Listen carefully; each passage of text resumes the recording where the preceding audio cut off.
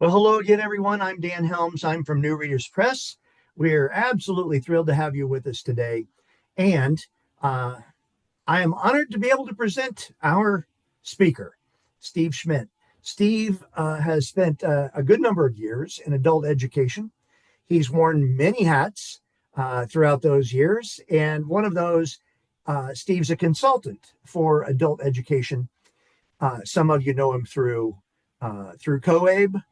Some of you know him through Link, and some of you are just meeting him. But he's here today to share information with us. So take it away, Steve.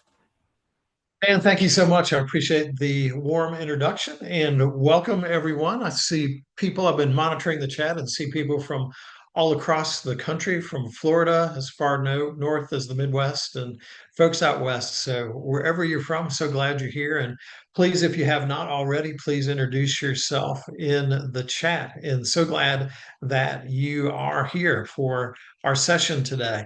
Dan put a link in the chat and for the handout, and please go ahead and grab that because I will be referring to that frequently throughout our session today. So you want to have the handout. It's about 8 or 9 pages, which will have some great information about TABE 13 and 14, and of course the underlying reading skills, because that's what our session's about, targeting TABE 13 and 14, unpacking the reading skills that adults need. So Dan will probably, I'm sure, put that link in the chat several times, so you'll be able to have that. But please, if you have not already, grab that handout and you can refer to it as we go through our session today.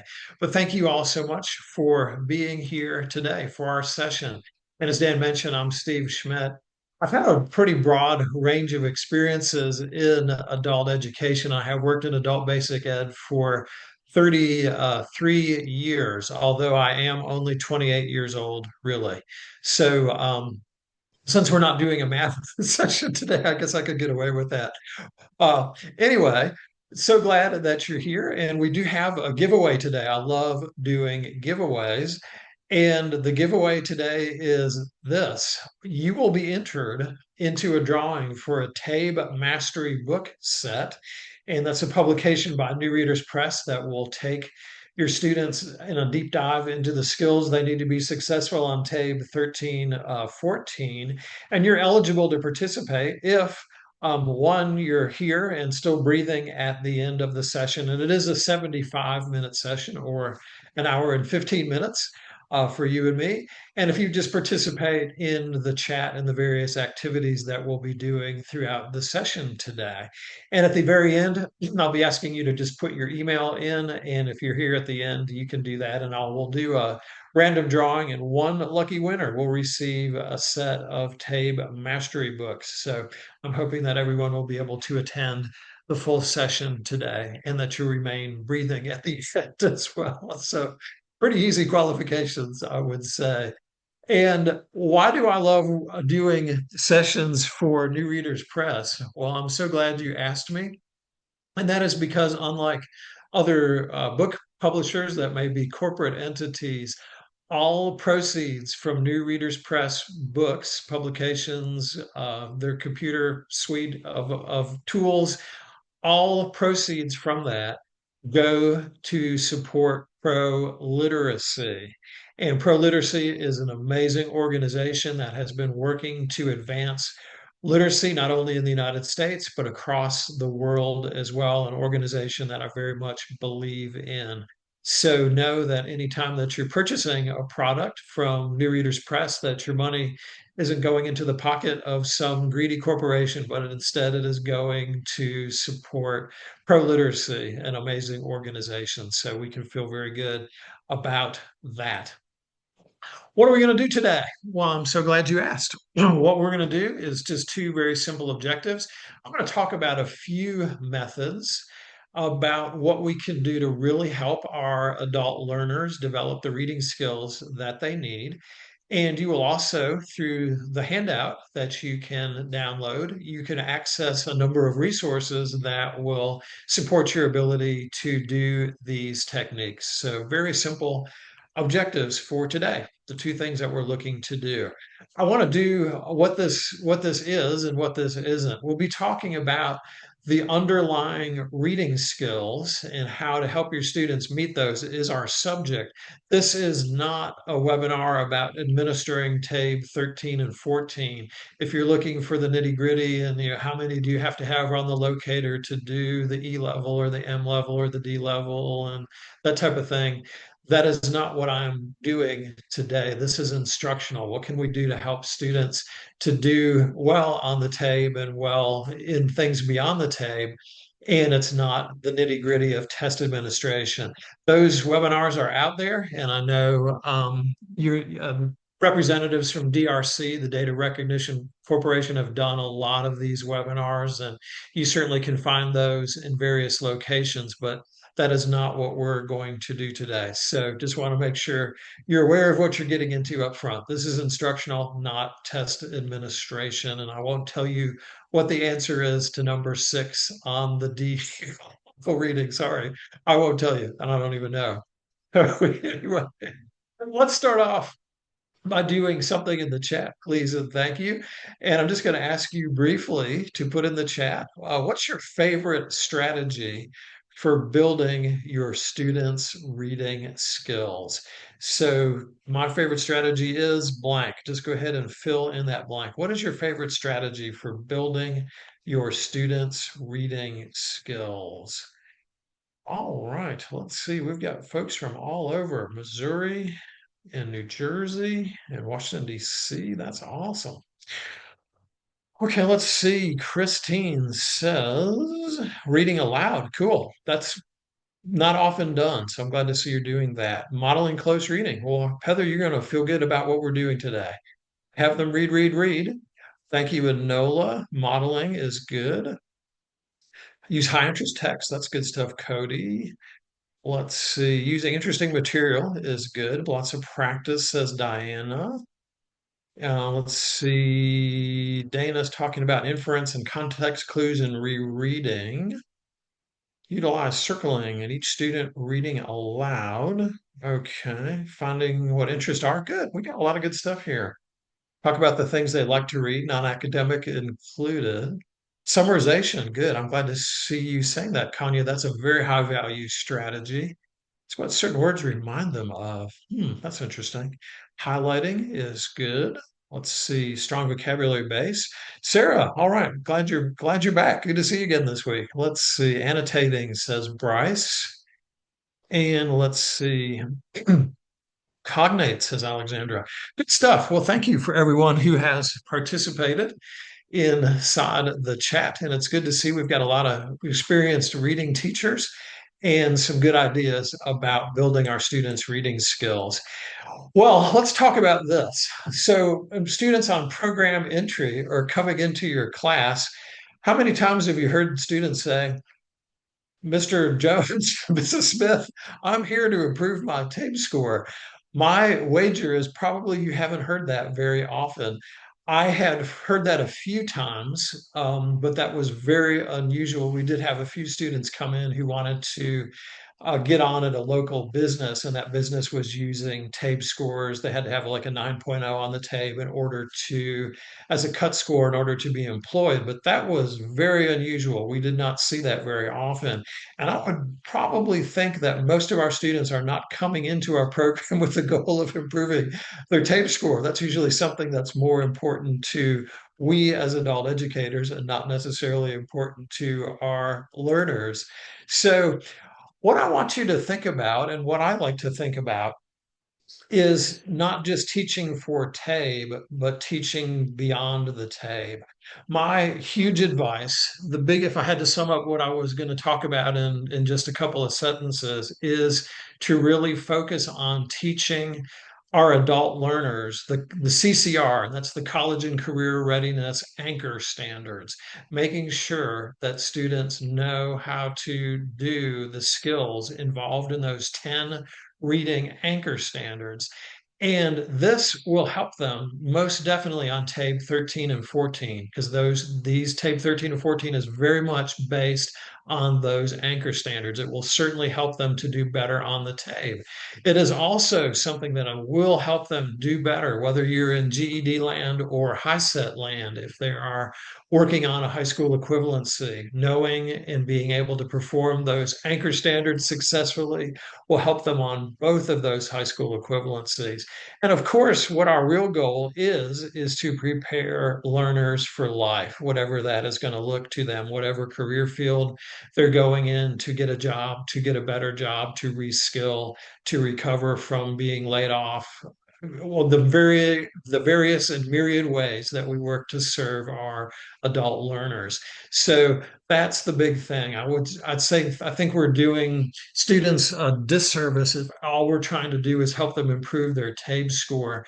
We really want to think about what is their big goal and how can we help them to achieve that.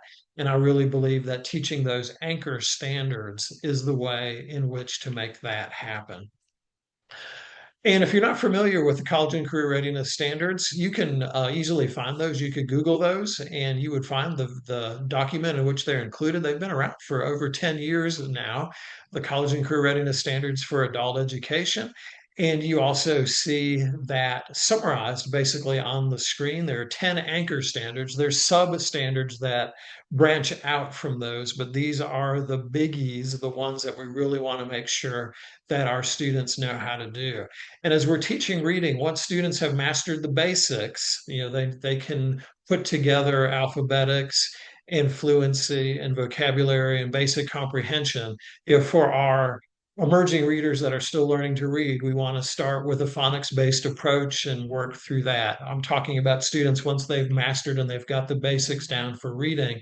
What we're looking to do then is to move them to the college and career readiness standards. And so that's our big goal, and that will help them in all phases of our programs. So if you look with me in the handout on page 1, and if you didn't get that handout, I'm sure Dan will be glad to put that in the chat again. If you look at page 1, I've taken a deep dive into really looking at TABE 13 and 14 and seeing what makes it tick. And what I'm seeing is it's really based on these college and career readiness anchor standards. So this is page 1 of the handout. You also see this on the screen. If we're looking at level E, the basic level, and EMDA are easy, medium, difficult, advanced is what those letters stand for. So at the basic, the foundational level, we're really making sure students have a grasp of grade level phonics and analysis skills so they can do decoding. And we're doing some of the more basic CCR anchor standards. Moving from E to M level, we're really looking more at doing close reading. We're still trying to answer questions like who, what, when, where, why. Bigger focus on just basic vocabulary and meaning. As we move them from M to the D level, we're looking at more analytical reading, where we're doing a more in-depth analysis. We're looking at text structure. We're looking at to see how events develop. We're looking at point of view and how that shapes a story. We're starting to look at arguments and evaluate them and look at evidence. And then as we move to the A level, that's really where we're doing advanced or rigorous reading. And we're looking at some of those last 3 CCR anchor standards where we're really doing a heavy job of evaluation. We're comparing text. We're looking at complex text. And we're doing the same skills that we're seeing our learners do as they are moving toward the high school equivalency exams. So this is really kind of where we're seeing TABE in a nutshell. And I hope that we're finding this helpful. I hope the big thing that we're seeing is that if we teach those CCR standards to our learners, they are going to be successful as they move through TABE. And oh, thank you, Dan. Put a link to the CCR standards. CCR is not Common Core Reading, it's the College and Career Readiness Standards. So, yeah, thank you. You're on target here. Very good, very good. Also, you'll see on page 1 is like how we could shift focuses as we see students moving up from the various levels. And I'm right at the bottom of that first page of the handout. So as we're moving from the real basic part, we're really focusing on just building basic comprehension skills, those who, what, when, where, why types of questions that we're asking. We're then moving as we shift from M to D more to textual analysis. How is this put together? Which one of the text structures is this? How does the author develop what they're saying? And is there an argument? What is the argument? How is the author backing that up? And then as we move to that A level, we're really doing those heavy duty, high level thought thinking questions where we're evaluating arguments. Is this effective? Why or why not? We're looking at really deep questions, author's purpose. Beyond that, how does this support the author's purpose? The really high dollar and high level thinking skills that we do with advanced level reading. So that'll kind of give us a foundation as we look through this. I know at least one person, I think several, mentioned that they like to do close reading. And as I was doing my deep dive on the TABE 1314, I was trying to think, well, what reading skills are going to help our students the most as they work to develop these college and career readiness standards. And my thought is close reading is one of the big ones. Close reading, and that's what we're going to focus on for the first part of our session. Close reading is something that got a lot of publicity, like the 2010 to 2014 period. It hasn't gotten quite as much. But close reading skills, if we can help students develop those, it will really help them to master a number of the CCR anchor standards about reading closely, citing textual evidence, finding the central ideas, finding the supporting details, anchor 4 with looking at vocabulary, anchor 5 with analyzing text structure. So I think this is a, a really strong way to develop students' reading skills. And if you're familiar with close reading, great. Maybe what we're going to do today is we'll give you a few more ideas and a few more resources. If you're not, my hope is that you'll look at this and make it one of your go-to strategies because I think it really has a big bang for the buck with our learners. And essentially, what close reading is we're really looking at something closely. I could do the old joke that I used to think that close reading was, when we got over 50 and we got nearsighted, that we had to hold, something close to our face. That is not what it is. Close reading is reading deeply to uncover layers of meaning. But I love what's in that second bullet point more. It's really about staying curious longer, asking good questions, and really thinking about answers, not being so quick to, oh, yep, that's right. Okay, let's move on. And some of those who, what, when, where, whys, they don't have a whole lot of thought there. But as we go through, those deeper level, high level thinking questions are what we really want to spend more time on. So that's just really a little bit about a brief intro to close reading. We're going to do one so you'll know exactly what I am talking about. So, how do we do a close reading? But the first thing, if you're not familiar with this is not rocket science. This is something that is very easy to do. I would suggest to you develop a list of go-to questions that you can use, and you can make this a standard part of your reading teaching.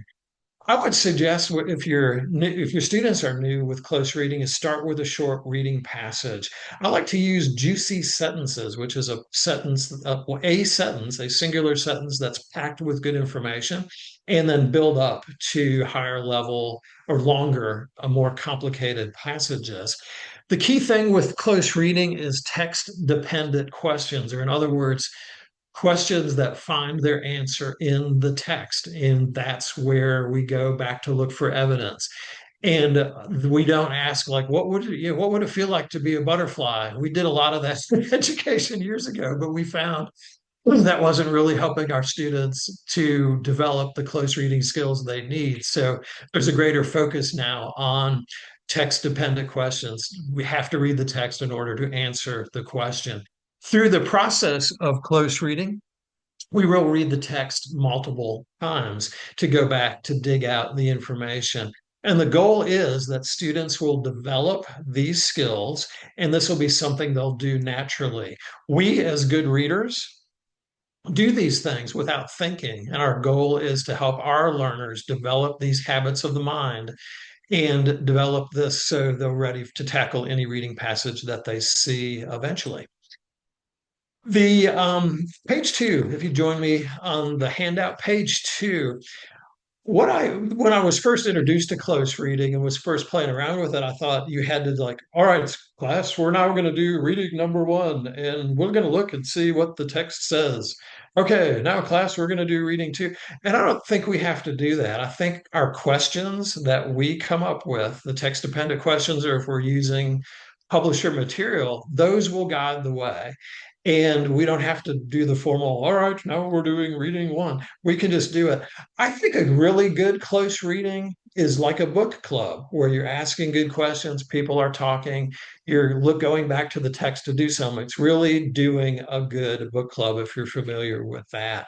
So looking at the illustration you see there on the screen. And I'm proud of it because I did that myself. So I should at least get one ooh or ah in the chat because I created that graphic all by myself. So we're starting from the inside out. What does the text say? And then we're moving from there to how does the text work? Looking at text structure, looking at vocabulary, looking at tone, etc. Oh, we got some love. Thank you for whoever did that. And then lastly, and very much more important, what does the text mean? What's the author's purpose? Why did they write this? And what's it all about? That's what we're trying to do as we do a close reading situation. I would invite you to teach your students text marking while you do close reading. So, at least one person in the chat mentioned highlighting. I am not a big fan of highlighting, nor does the research back up that it's a very effective strategy. Uh, Highlighting can break down very easily, especially if you're using multiple colors and students forget, does yellow mean this? The act of highlighting is not as powerful as the act of marking. There's a lot less brain activity that goes on with highlighting, and research studies have backed this up. Text marking is far more powerful. And I would say take your highlighter, pat it on the head, put it in the drawer, stop using it.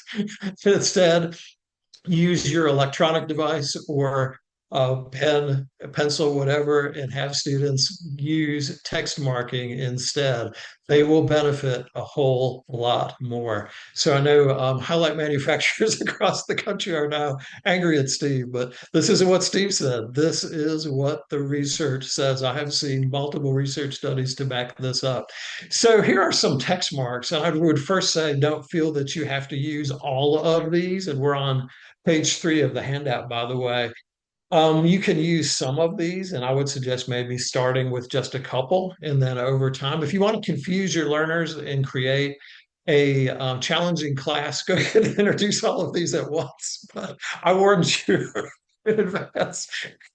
Take it from me, who has learned the hard way. I would say start with one or two or three of these, and then over time, you could work up to doing more of these. But we see some basic marking like underlying, trying to get the main points, circle things that are confusing, question mark for questions. I was surprised by this. An arrow for this reminds me of an EX for when we give an example, and then we can number arguments as well. Let's see. Okay, so am I getting blown up here in the chat for highlighter lovers? Okay. Oh, CJ said annotation is so important. All right, we're getting some love here. Okay, we're teaching good stuff.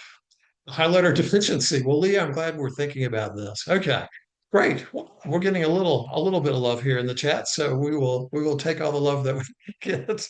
Okay. So let's see. Oh, I did mention this already, introducing the text mark. And I think a great way to demonstrate this, and I remember someone mentioned this earlier in the chat, was to do a think aloud as we demonstrate how to mark text. And a think aloud is, I think, a really valuable strategy. I don't think we in adult education do it as much as our colleagues do in K-12. This is something we could learn from our brothers and sisters in K-12 instruction because I think it's a really valuable strategy. Well, what is it?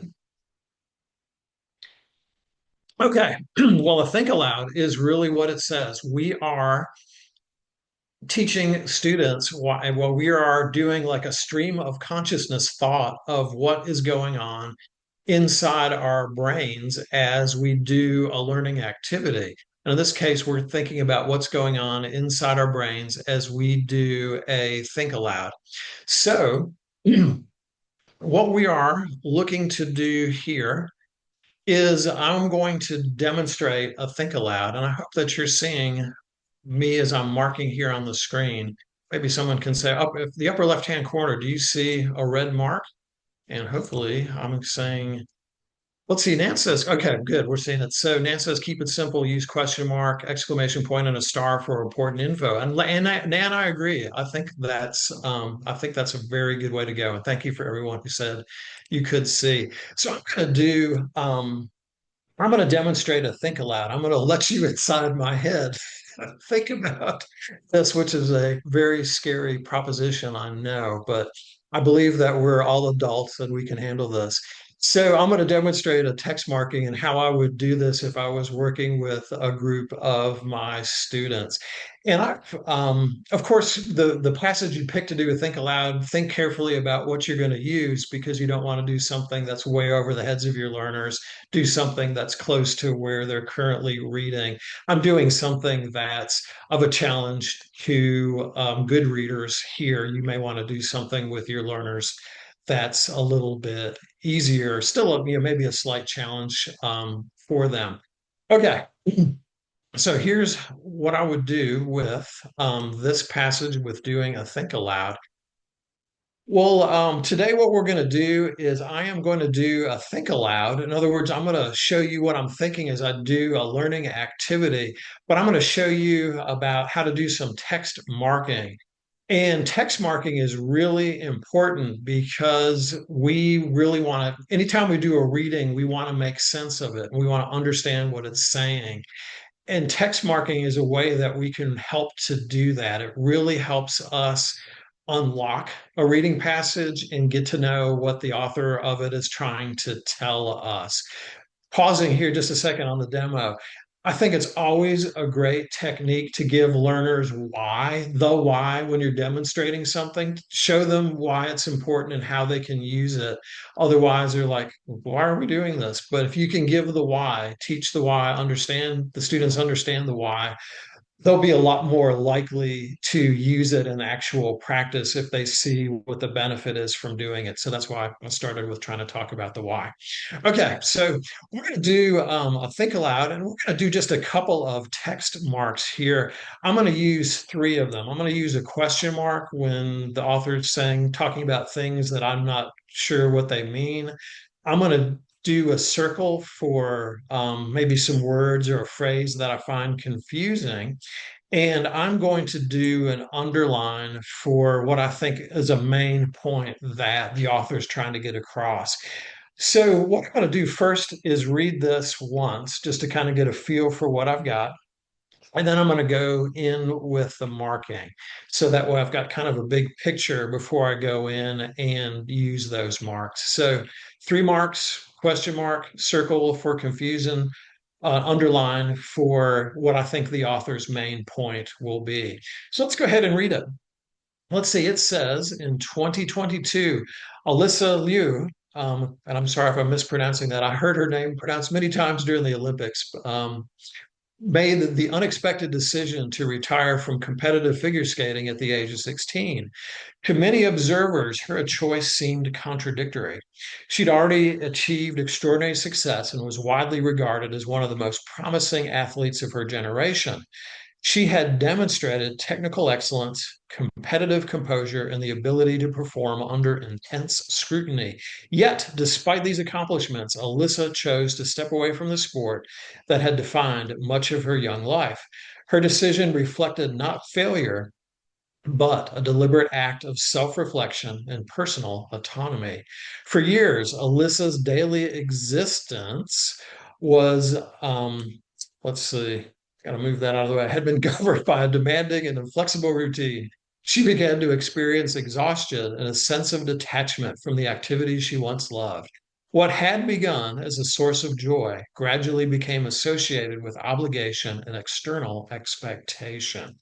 So I've done one read, and I'm going to go through and do my marks here. So looking back at the first sentence, it says she's retired at the age of 16, and I'm going to put a question mark there because 16 seems to me to be an awfully young age. Because typically, when we think of retirement, we think of people who are in their 60s or later, but she's 16 years old. And then it says her choice seemed contradictory. I wonder what they mean. I know a contradiction is something that goes against what we might think it does. So let's see if we can look back and maybe get this. She'd already achieved success. Okay, she was looked at as a promising athlete. She'd done well, technical excellence, competitive composure. I guess that means she kept her cool because there's a lot of pressure when you've got 4 minutes to perform and you have to do all these jumps and remember all these things where you go to perform under scrutiny. Yet, despite these accomplishments, she stepped away from the sport that defined much of her young life. So I'm wondering, why did she step away? Why did she decide to step away? So I'm going to put that question mark there. Her decision reflected not failure, but a deliberate act of self reflection and personal autonomy. Those are some pretty heavy duty words, but I'm thinking that this is where the author, their point is, because where he's talking about, or she is talking about, why did they retire? And I think what they're saying is her decision to retire reflected um, an act of self-reflection and personal autonomy. And autonomy is a $50 word. I think that means reflected her own independence. Let's see, what else does it say? For years, her daily existence had been governed by routine. Yeah, I'd seen during the Olympics that a lot of these athletes here, they're training 6 hours a day and they're getting up at 4 a.m. and doing all this stuff. And skaters are not only skating, but they're practicing. They may be lifting weights, they may be doing dry land stuff. Let's see, she began to experience exhaustion and a sense of detachment from the activity she once loved. What had been a source of joy became associated with obligation and external expectation. So I think we're seeing more reasons here. So instead of love, she moved into obligation and external expectation. So I might underline that part as well. I think those are some of the main points the author's trying to get across. Okay, I'm going to stop there.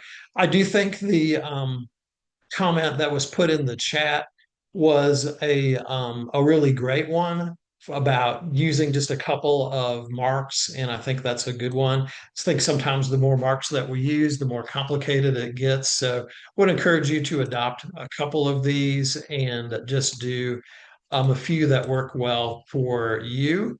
And that is the that is probably the best way to go for that. So just a little bit of a think aloud. You can give your learners things to do during this. I would certainly recommend keep think alouds short, or you lose people as you do those. Try to keep them, 5 to 10 minutes as you do those. And students do learn by observation. There's some great brain research about mirror neurons there that comes across when we do things like think aloud. So let's pause a minute. We've talked a little bit about some of the basics of close reading. And again, we are going to do one together here in just a minute. But I'm just going to pause here for a time of reflection for some of the things we've talked about, the basics of close reading, text marking, any questions, comments, or thoughts. The floor is open in the chat.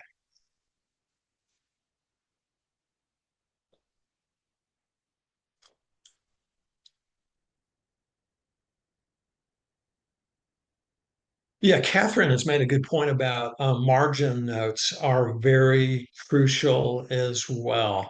Yes, that is an awesome point. Thank you, Catherine. Let's see, how does text marking transfer to actual assessment testing? Bryce, you've asked a great question, and most of it's done digitally. So As students are doing this in class, they're working and they're developing these skills. I know when I read, and I'm sure when you read, Bryce, you're not necessarily doing a text marking. You have developed these skills and you're thinking about these automatically. And so the goal with our learners is that they are doing these things and they've developed these skills, and they may then, as time goes on, not have to actually mark up the text as they're actually testing.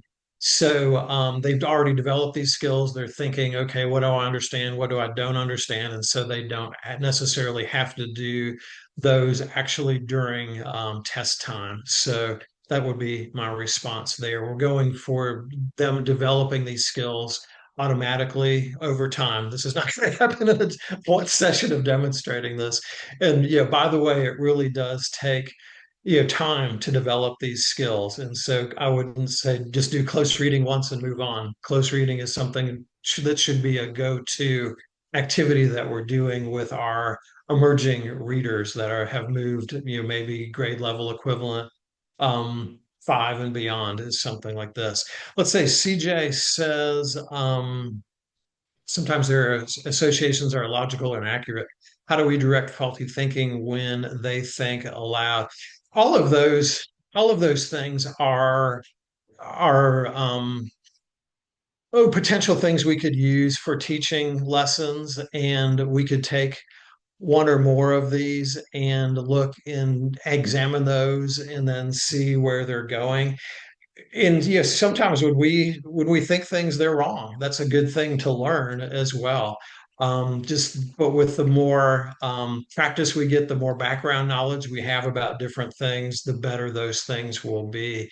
So I would certainly encourage your student, give them props for thinking, even though the thinking was wrong, and help them use it as a learning situation where we're learning, and but give them a lot of credit for the thoughts that they're doing. See, it's important to orient the readers to the text prior, so offering context. Heather, I agree with you to an extent. Close reading is generally designed to be done without doing that, without doing a whole lot of extra things. It's because we can't always do that with every text that learners do. Yes, that's something we can do to teach, but close reading is typically designed to take cold, where we are doing a cold text where there's not a lot of background there.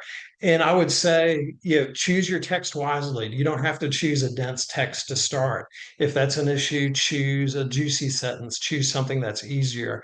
But close reading is designed to be done without a lot of prior scaffolding before that. Let's see. Sharon mentions put three simple marks. Yeah, that's great. They get lost in the words for me. Okay, that's great.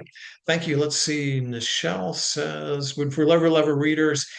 Um, Depending on the passage, if you've got someone who's still sounding out words, no, don't do close reading. But if you've got students doing something that's basic, you can still do this technique on a low level, juicy sentence. You can still do this, but this certainly shouldn't take the place of learning how to read with a phonics based approach. Once they have mastered that, we could go on to close reading. Okay. And all right, Heather, thank you. Okay, well, let's go on. Good questions, good thought. Glad to see all the thought that's going on here.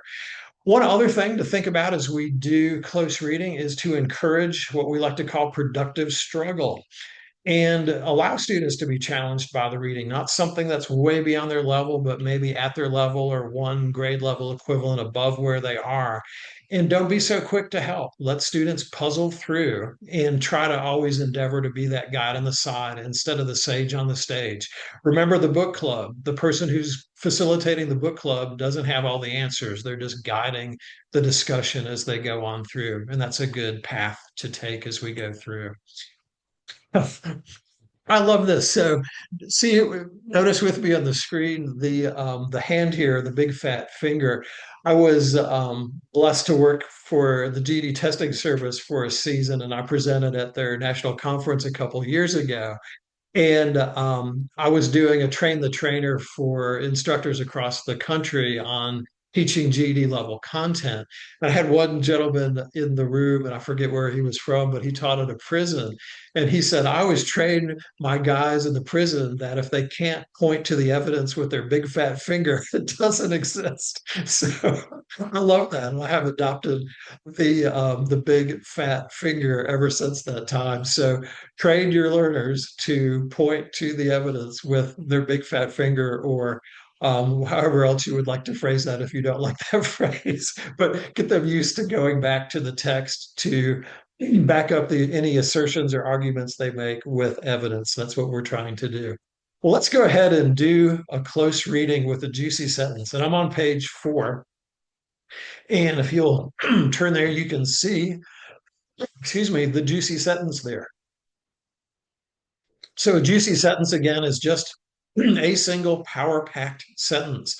And I had learned about these a couple years ago, and I've stolen several of these from Adam Cunell, who's a corrections educator in Minnesota.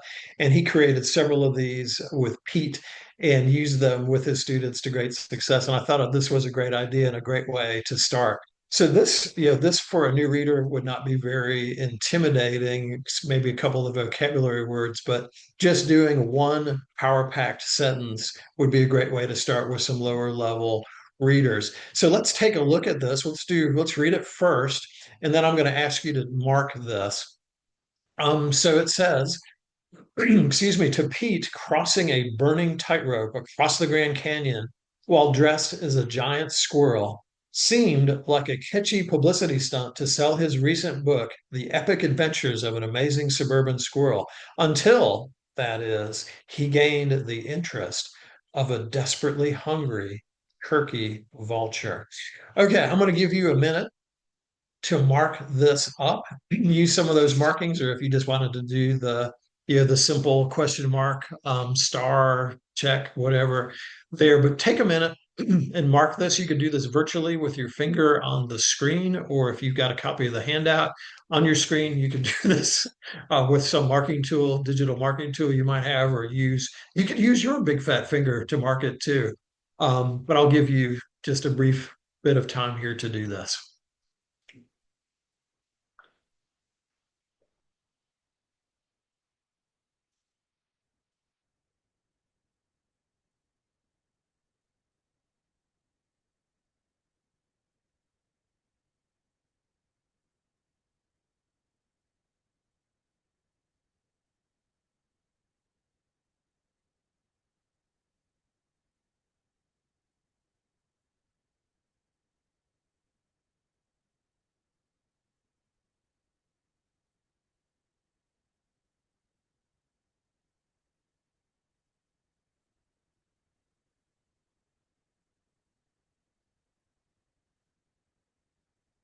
Okay, since this is a short sentence and we are experienced readers, we will not take a tremendous amount of time to do the marking, but certainly with your learners, maybe mark one up. You do a think aloud, mark one up together, mark several up together until they get used to doing that.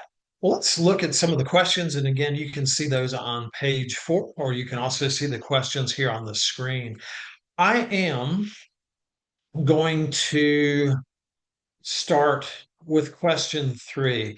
So as we progress, remember we were looking at the who, what, when, where, why type questions. We move from there to text structure.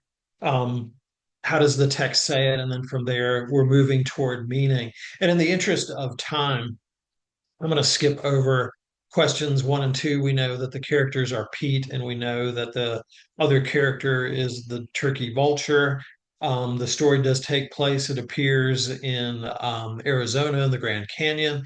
So let's start with question 3. Let's tackle a why question. And please, in the chat, you could put a brief answer here.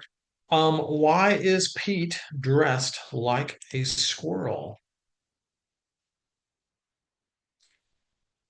Well, thank you for your comment here. I've got several good comments.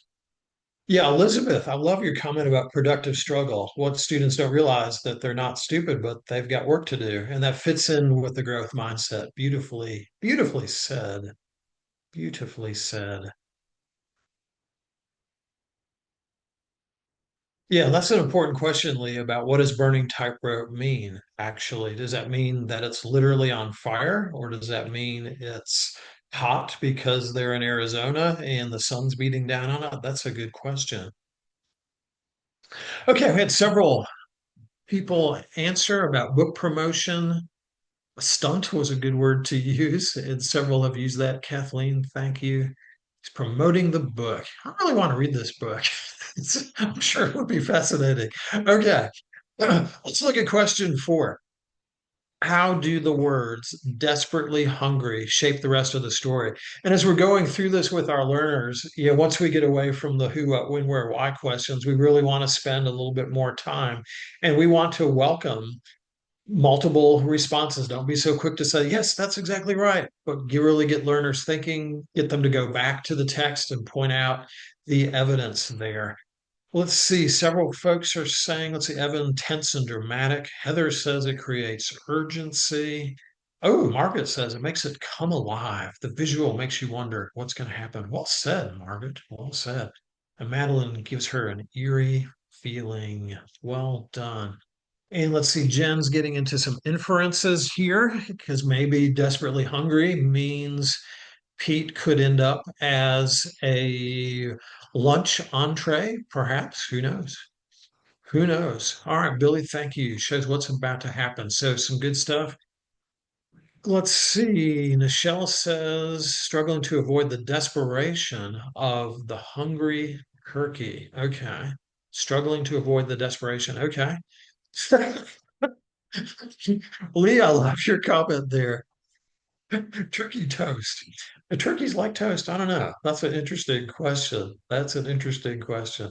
Thank you all for the good comments here. Let's move on to number five, some of the more fun questions.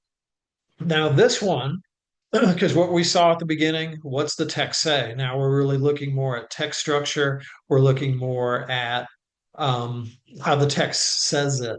In question five says, would the following sentence be located before or after the story?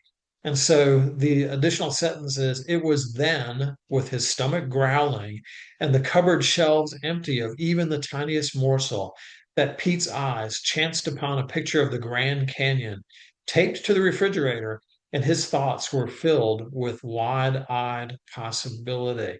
So, this question, there is really not a right or wrong answer if you could support your thought with evidence from the text. And please, as you're putting this in the chat, you could just say before or after, but please explain your reasoning. Why would you think that way? You can say before or after, but then also include the reasoning. What stuff in there can we point to with our big, fat, or long, thin finger there? So please, as you're doing this, explain your reasoning. It was then, with stomach growling and the cupboard shelves empty of even the tiniest morsel, that Pete's eyes chanced upon a picture of the Grand Canyon taped to the refrigerator, and his thoughts were filled with wide eyed possibility.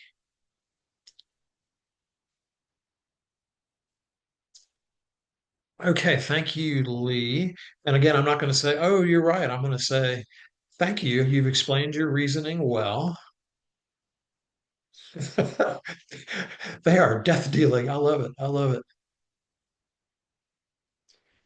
Okay, thank you, Peter and Kathy. It's a thought, Christine. It's an interesting thought. See, Catherine gives her thoughts. Thank you. Lindsay says there. So I'm loving every response. Again, not basing it on right or wrong. I have an opinion, but they could really go either way. But everyone is doing a beautiful job of explaining why using the evidence from the text. Ooh, Megan. Megan's, you probably lead a couple of book clubs because you're getting into irony and all these things. Wonderful, wonderful. Margaret, thank you. Clever, creative, a nonconformist, a maverick. He's getting all mavericky. There we go.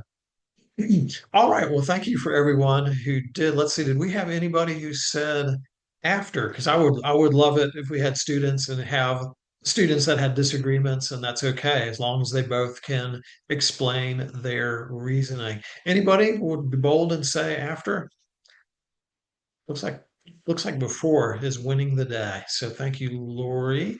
I would just say to Lori, Lori, tell me why. Please explain why you think it would come before if Lori was in class.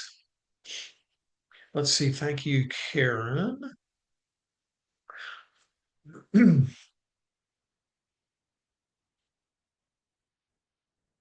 Okay, good stuff.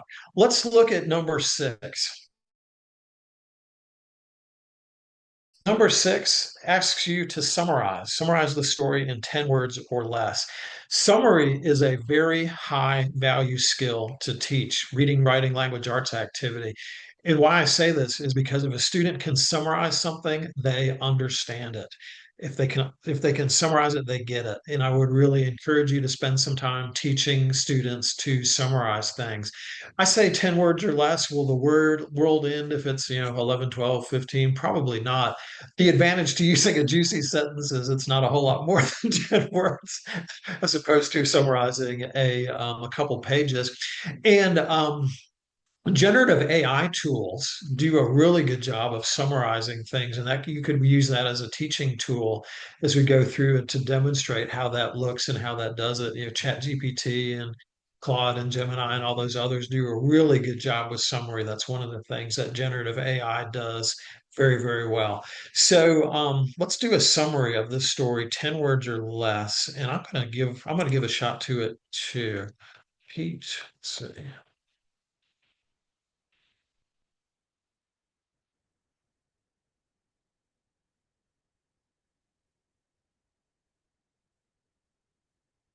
Okay, let's see. How many words do I have? One, two, three, four, five, six, seven, eight, nine, 10. I've got 11. Okay, so I'm going to put my summary up here. I said he tries to sell his book, but puts himself in danger. Okay, I'm still getting a couple folks thinking about the before, after, and very well explained. Thank you, Charity. Thank you for your summary.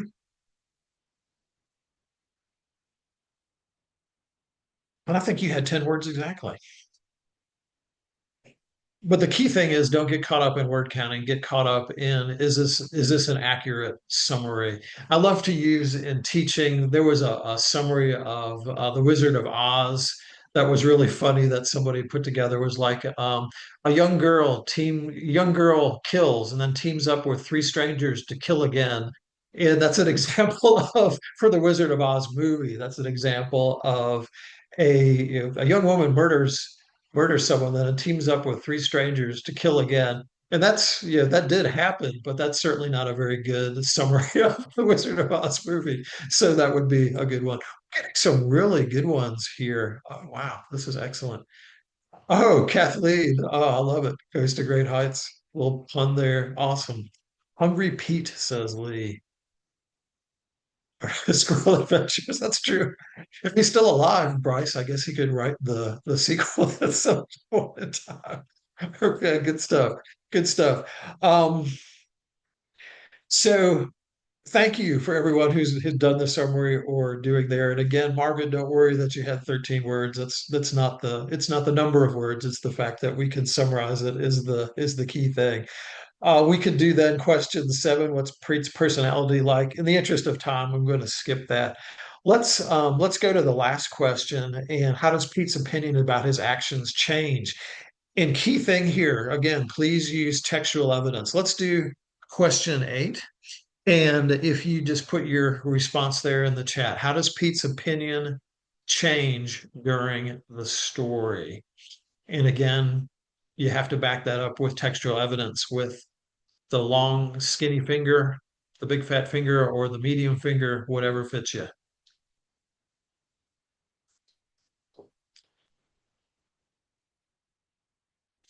Oh, Jill, I love your alliteration there. Crazy Canyon Paper. Oh, and we have the vapor vulture. Jill, wow, that's awesome. That's awesome. Too funny. Okay, thank you, Megan and Lee.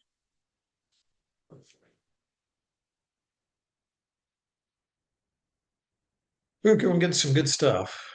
Thank you, Suzanne.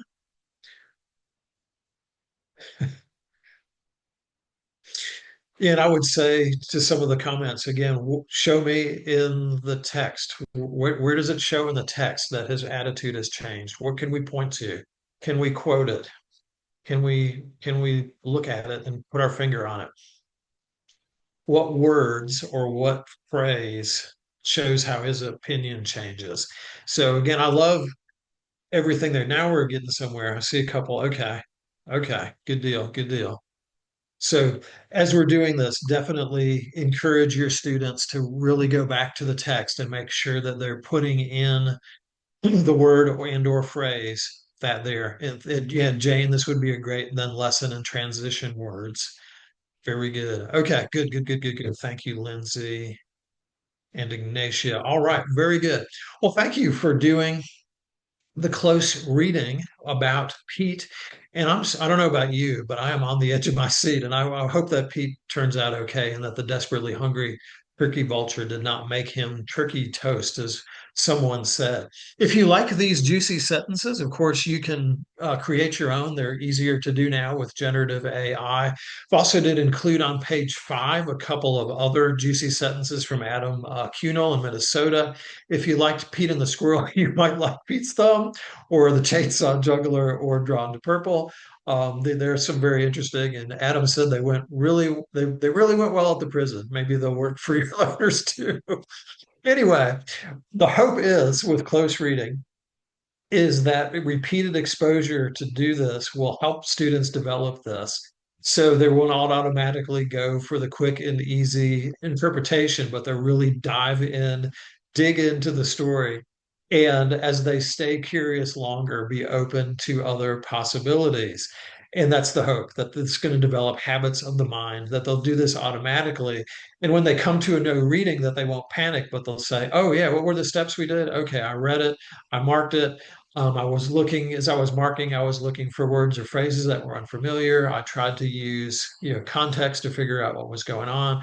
And as they're able to do this and practice this more, it will become a habit. And we are, as good readers, living proof because we don't sit down and mark everything. We do these things automatically, and our learners can do this too. They can develop those skills, so they won't need to do the marking eventually. But the key thing is that questions drive close reading. And I did put there is in your handout a link to a resource, and I am going to grab it and put it in the chat. This is a link to some close reading questions that our friends at Atlas, which is the professional development arm in Minnesota, created. Christine Kelly, who is an awesome language arts specialist there, put these together a few years ago. So I just popped the link to this in the chat, and you can use this as a resource as you're developing and doing close readings with your students. As you might look at this and think, wow, Steve, you have lost your mind. There's like 18,000 questions in here. And of course, I'm not saying use all of these questions. I'm saying pick questions from these different columns. It's like the old Chinese menu where you pick one from column A and one from column B. You get the wonton soup and the egg roll. You don't get every single thing that's on the menu. So pick a question or two from Anchor Standard 1, pick a question or two from Anchor Standard 2, and get in the habit of using these from various anchor standards. I am not in any way suggesting to use every single one of those questions that you see. And over time, you'll develop a go-to list of 6, 8, 10 questions that you can use for most readings that you do. This is just food for thought to develop those. Don't think that idiot saying use all these questions. I'm saying pick ones that you could use and develop a go-to set so you'll have them for your learners. So here's the time for reflection. Looking back over what we've done with this close reading activity, please just chat either yes or no, or if your fingers are really tired, you can do Y or N. And the question would be, I now feel more comfortable doing a close reading with my learners. Just put yes or no.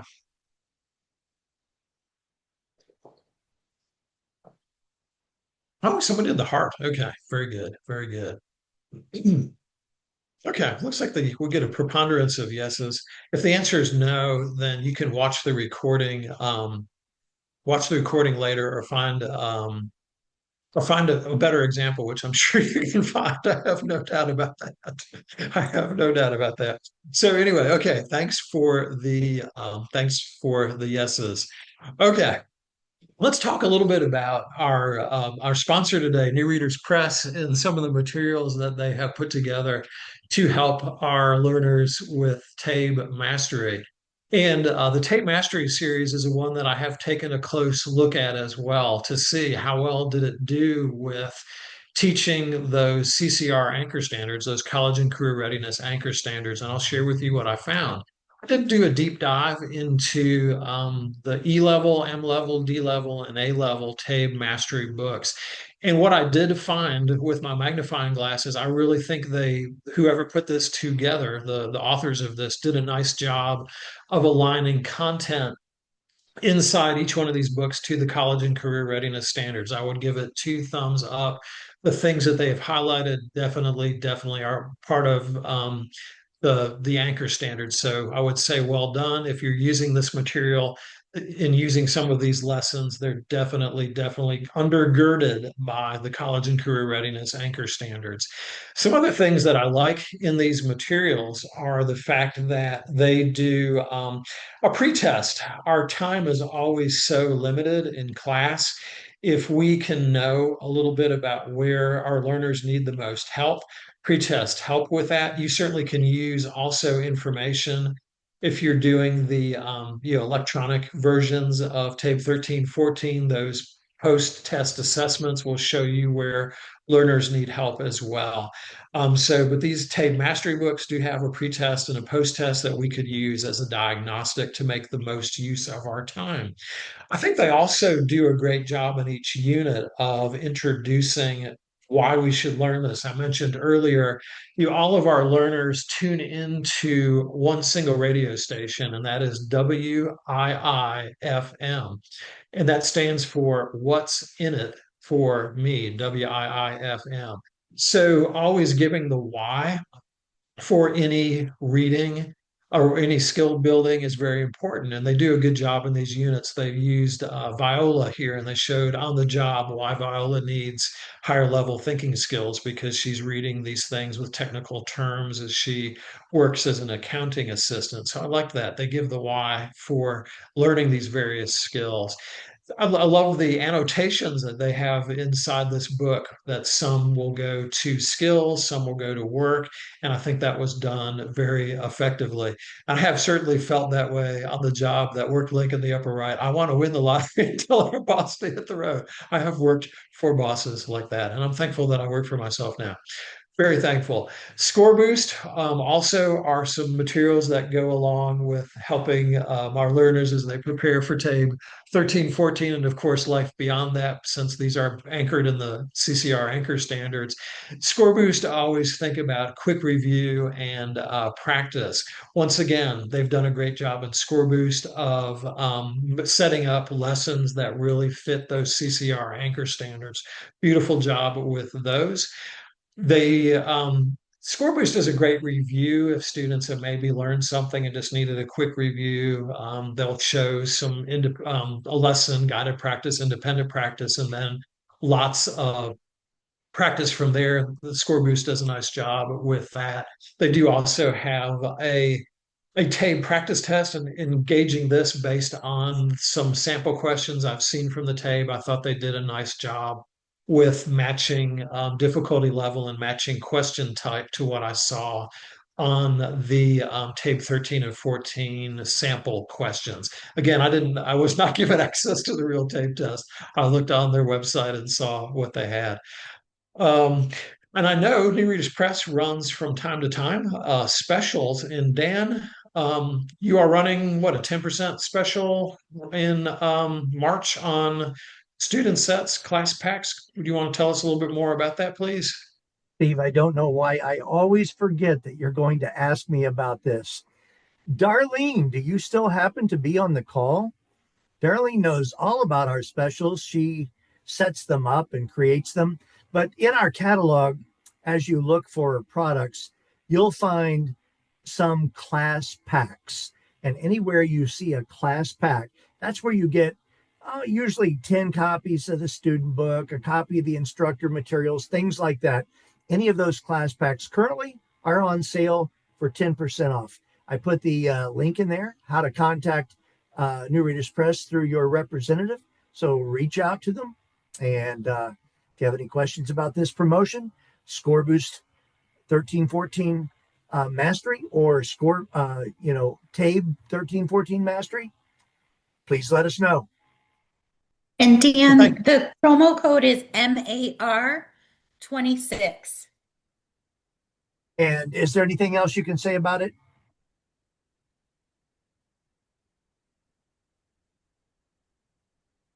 I think Darlene muted herself again, but yeah, that should pretty well summarize it, Steve. All right, thank you so much, Dan, and thank you to New Readers for sponsoring this webinar today. Let's see, I mentioned this earlier. If you give TABE 13 or 14, there are some very valuable tools after students have taken that you can examine and looking at the diagnostic. So we see for this, using the tools, we can see that this learner still needs some work on craft and structure, and doing some close readings would really help them with that. They've got some proficiency on the who, what, when, where, why, and they need a little bit, then they've mastered the integration of knowledge and ideas. So these diagnostic tools are very helpful with making the most of the instructional time that we have. I did talk a little bit with Mike Johnson, who's the national sales rep. I think that's his title, or pretty close. Who works for DRC, and DRC is the company that puts out TABE 13 and 14. And I'll just call Mike the TABE guru because I think he knows quite a bit about it.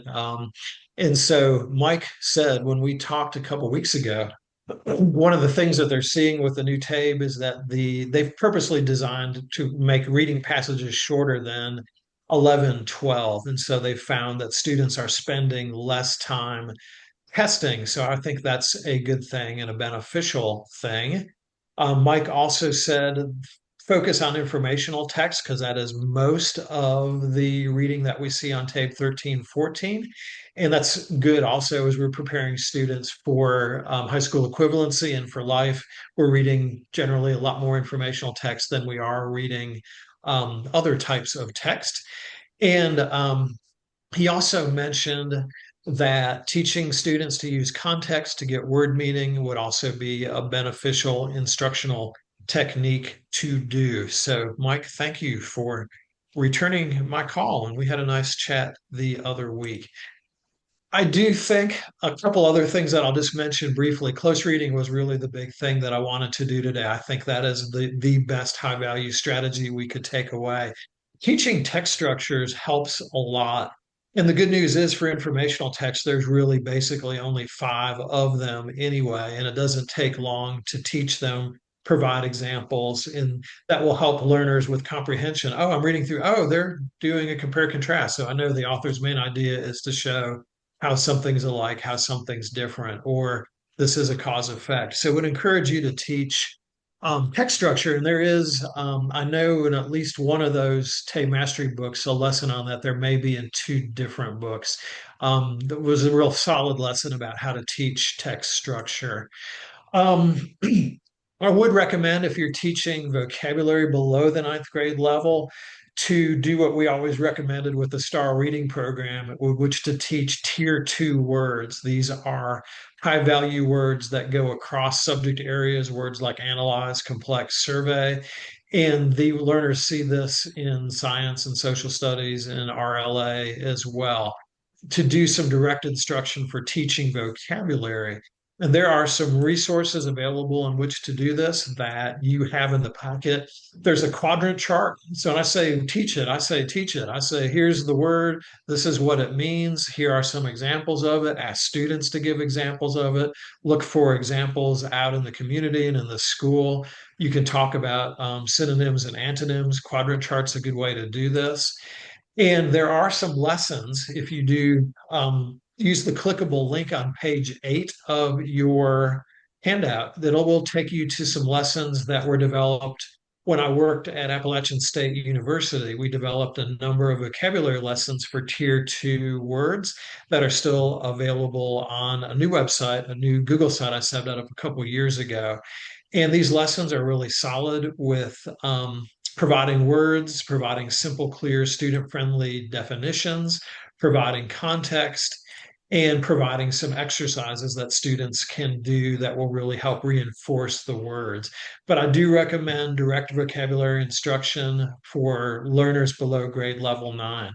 Mike did mention teaching with context clues, and I do think that's a valuable skill to teach. I do think we'll have a lot more success with it the higher level the reader is than the lower level reader, because when you're trying to teach context to get the meaning with a lower level reader and they don't know four of the words in the sentence, context is not going to be very helpful at all.